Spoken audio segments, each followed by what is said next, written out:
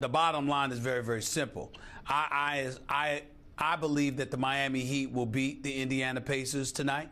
I think they're going to handle their business. Whether that leads to them winning outright the #1 overall seed remains to be seen, because there's still a few games to go.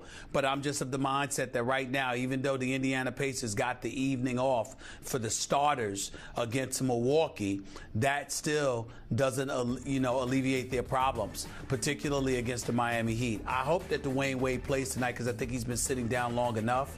But at the same time, even if he doesn't, I anticipate that on their home court in Miami, the Heat will find a way to close the deal tonight. It'll be a nail-biter. It'll be relatively close. It won't be a blowout. But I think the Heat are going to close the deal and get it done, because I think LeBron James is going to get revenge for what happened in Indianapolis the last time they played. So, Stephen A. Smith, how big a deal is it to you for Miami to win this game?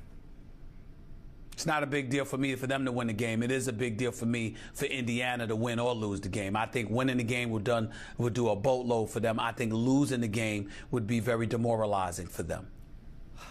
I think it's a very big deal for the Heat to win this game. Here's my point. We have talked and talked and talked about the all-time bad Pacers collapse late in the season. The great Steve Kerr was quoted 2 days ago as saying he's never seen a team this good implode this completely this late in the season. I concur with that. But that has taken the focus and the onus off what Miami has not been doing lately, which is they're stumbling to the finish line, not quite as badly as the Pacers have. The Pacers are 3-7 in their last 10. Miami has lost 3 of their last 4 games. I'm with you about Dwayne Wade. By the game, I get a little more nervous for the Heat without him. Will he play tonight? If he does, Miami should win this game. I think they need to win this game because they have now lost twice at Indiana this year. While the Pacers were in the midst of their collapse, I remind you, you were there for this one, so it did count, as I recall. The Pacers managed to beat the Heat in the middle of the collapse at home, 84-83.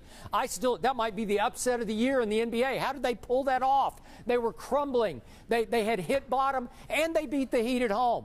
What was that about? So if you tell me that Miami is going to lose the home court advantage for the playoffs and might wind up in a Game 7 in Indiana, I don't like it for the Heat. And again, if we try to break down how is this going to conclude, the Pacers have left only 2 games after tonight. They have Oklahoma City, which I think is on ABC at 1 o'clock on Sunday. Yes. And then they have to go to Orlando. Now, again, Oklahoma City could be playing for nothing depending on what the Spurs do tonight. If the Spurs manage to beat Phoenix at home, playing back-to-back after they were in Dallas last night, that would be it. So they would clinch, and then Oklahoma City might be resting everybody. So could the Pacers win that game in at Orlando? They certainly could. So Miami finishes after tonight at Atlanta, at Washington, and then the Sixers, which we would certainly concede to them at home. But I'm just saying, I think the Heat really need to win this game because I think the Heat do need home court advantage through the playoffs. I don't think they need the home court advantage as much as they need Dwayne Wade to get healthy.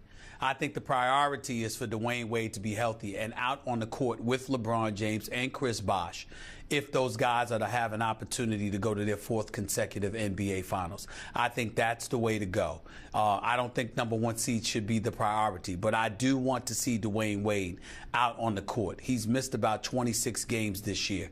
He needs to get out there if he's capable of doing so. I need to see him because that is going to determine how we all view Miami moving forward. I agree with that.